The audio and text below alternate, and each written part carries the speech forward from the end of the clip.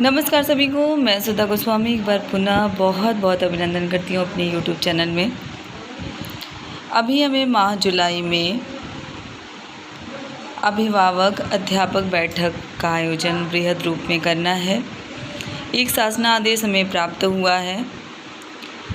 निःशुल्क एवं अनिवार्य बाल शिक्षा अधिकार अधिनियम 2019 के अंतर्गत सामुदायिक सहभागिता को बढ़ाने, बच्चों का नामांकन, उपस्थिति और ठहराव में वृद्धि करने के उद्देश्य से बृहद रूप से ये बैठक हमें विद्यालय में करानी है। तो ये पूरा शासनादेश आपको मिल गया होगा, और यदि आपने अभी नहीं देखा है तो आज का वीडियो बहुत ही लाभप्रद होगा आपके लिए। जो मुख्य बिंदु हैं, हमें किन बिंदुओं पे चर्चा करनी है इस बैठक में, उस पर हम विस्तार से चर्चा करेंगे और जानेंगे। 7 मुख्य बिंदु हैं बैठक में। चर्चा के बिंदु। पहला है बच्चों के नामांकन, उपस्थिति एवं ठहराव के संबंध में। तो ये पूरा जो 7 बिंदु हैं उस पे ही हमें बैठक में चर्चा करनी है। विद्यालय से सेवित क्षेत्र के सभी बच्चों को चिन्हित कर उनका विद्यालय में नामांकन, नियमित उपस्थिति एवं ठहराव में वृद्धि हेतु अभिभावकों को अभिप्रेरित किया जाए तथा उदासीन अभिभावकों को अभिप्रेरित करने हेतु सक्रिय अभिभावकों का सहयोग लिया जाए। शिक्षा के महत्व व उपयोगिता पर चर्चा। समुदाय एवं अभिभावकों को विद्यालय के कार्यक्रमों से जोड़ना। प्रत्येक बच्चे के अभिभावक के साथ उनके बच्चे के अधिगम स्तर पर चर्चा।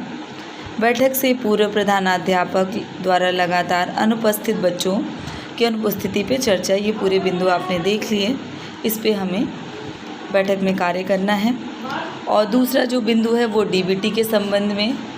अभी अभिभावकों के खाते में 1200 रुपये की धनराशि प्रेषित की गई है और उसे किस तरह से उनको इस्तेमाल करना है उस पे विस्तार से हमें इस बैठक में चर्चा करनी है। डीबीटी के संबंध में छात्र छात्राओं को यूनिफॉर्म क्रय हेतु 300 रुपये की दर से 2 जोड़ी यूनिफॉर्म यानी 600, स्वेटर क्रय करने हेतु 200, जूता मोजा क्रय करने के लिए 125, स्कूल बैग क्रय करने के लिए 175, 4 copy, 2 pen, pencil, cutter, eraser आदि स्टेशनरी के लिए 100 रुपये, अर्थात कुल 1200 रुपये की धनराशि उनको प्रेषित की गई है और उसका उपयोग वो इन्हीं कार्यों में करेंगे। इसके लिए उनको प्रेरित किया जाए कि बच्चों को समय से ये सारी चीज़ें उपलब्ध कराएं।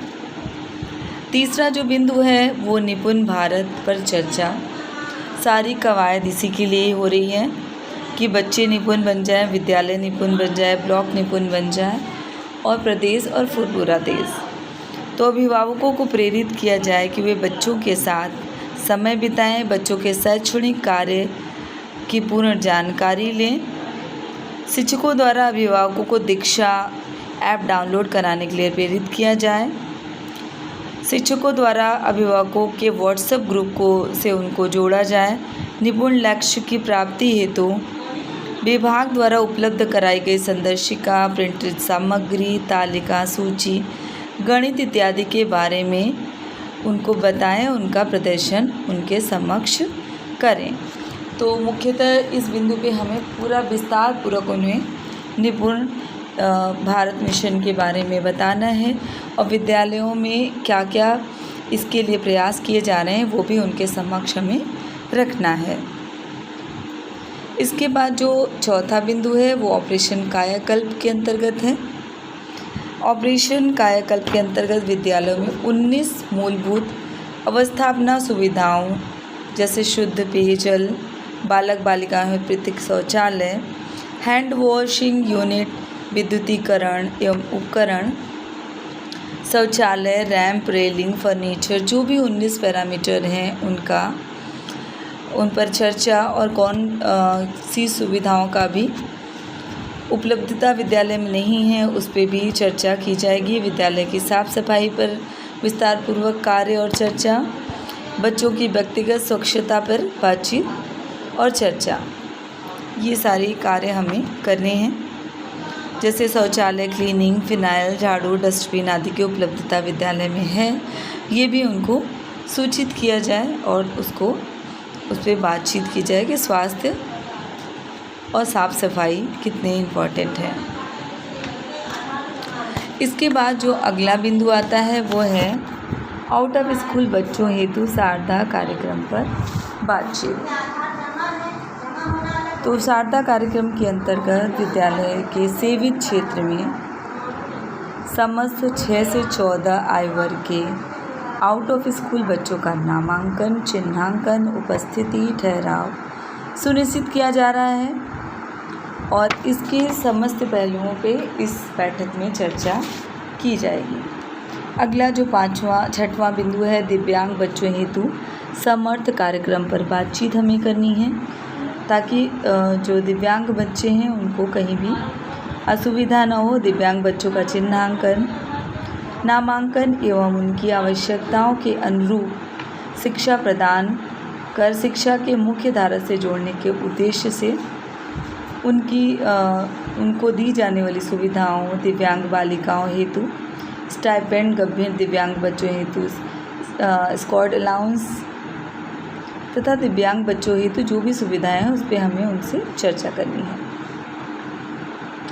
उसके बाद अगला जो अंतिम बिंदु है जिस पे हमें चर्चा करनी है वो है विद्यालय प्रबंध समिति पे चर्चा।